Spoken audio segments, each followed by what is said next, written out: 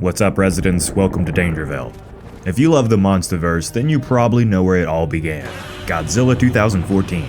Sure, the movie could have had a few more minutes of monster carnage, but I think they could have done more to make it not seem like I was slowly losing my vision due to all the damn darkness. Who turned out the lights? But that doesn't change the fact that this movie kickstarted the modern kaiju world, and was the catalyst of all the epic big monster content we've gotten over the last decade or so.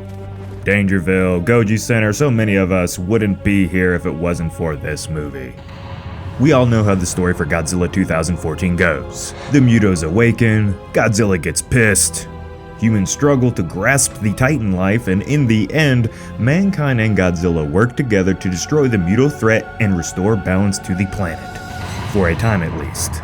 But did you know that this movie originally had a plot with some significant changes from the story that we saw in the final film? And that's what we're going to discuss today.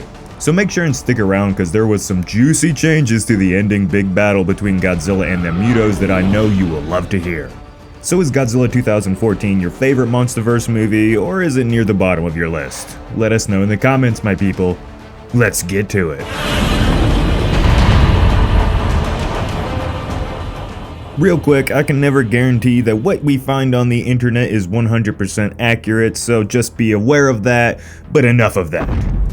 In this early draft, the very first significant change to the plot would have came in the very first scene for the movie. Instead of recapping the historical events of the MonsterVerse through the means of background footage during the intro credits, the original draft had this being a full-blown scene, and would have been more based and inspired by the events that occur in Godzilla Awakening, the precursor comic to Godzilla 2014, which would have shown both Godzilla and the Shinomura being consumed by the mushroom cloud of an atom bomb. So Alistair and I are big fans of the MonsterVerse's newsreel style of intro credits, but it's safe to say that everyone would have probably preferred to actually see the event in real time, feeling the true force of Godzilla's awakening. Moving on, the next big change came revolving around the introduction to the Muto species. Instead of Serizawa, may he rest in peace, flying in on the helicopter to the collapsed mine in the Philippines upon the discovery of the Gojira remains, he would have originally flown to somewhere deep in Siberia. And the character of Vivian Graham would have not shown up with him, well, due to her not being included with this story at all in this draft. When Serizawa would have gotten out of the helicopter, the Titan remains that he would explore wouldn't just be a pile of bones. Replacing Dagon's fossil would have been the frozen bodies of Dagon and two other unidentified Mutos. This finally gives reason to these concept art images showcasing what we thought was Godzilla frozen in an icy tomb. Turns out this was going to be Dagon. I kinda like this idea a little better than the one we got in the movie. Tell me what you think in the comments. Apparently, this whole frozen in ice idea was scrapped due to fears of Man of Steel, the Superman movie being released around that time, was going to have a similar scene, which I guess it sorta did, so good call there, though I doubt people would have made the comparison actually. In the end, this scene was referenced in Godzilla Aftershock, where another Gojira was found dead in Siberia with evidence of mutospores once again being the cause of death. Moving on. The character Ford Brody would have been Ford Maddox, and his story would not start as a young boy having to deal with his mother dying. In this draft, he would have been 18 years old and about to go into college. Joseph Brody would have been called Nathan Brody and been Ford's stepfather, not his actual dad. And ready for a big curveball? Elle Brody would have been Elle Maddox, and get this, she wouldn't have been Ford's wife, she would have been his 13-year-old sister, and I'll just leave it at that. The scene with the nuclear plant catastrophe would have occurred in a real location in Japan, not a fictional one. Janira, Japan doesn't exist.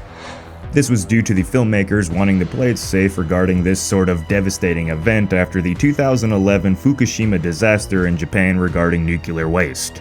Now let's get to the good stuff. Let's talk about the monsters.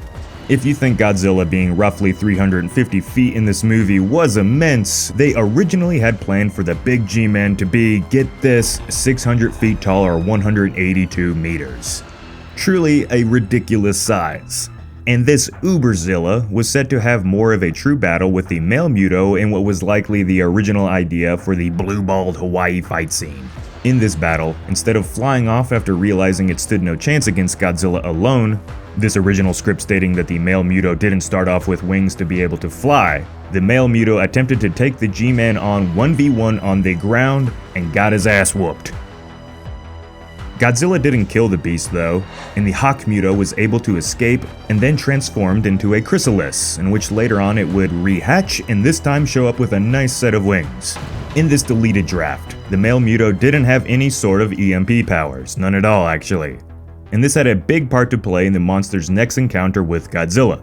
In their next face-off, Godzilla would have used his atomic blast on the male Muto for the first time, not the female like it was in the final film. This time around, only the female had the EMP powers in this version of the story.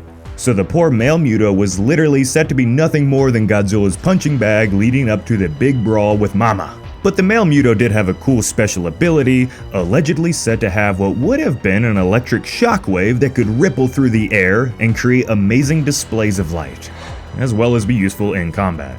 But in the end, this still wouldn't have mattered, as Godzilla would have eventually ripped one of the Muto's wings off with nothing but his sheer strength.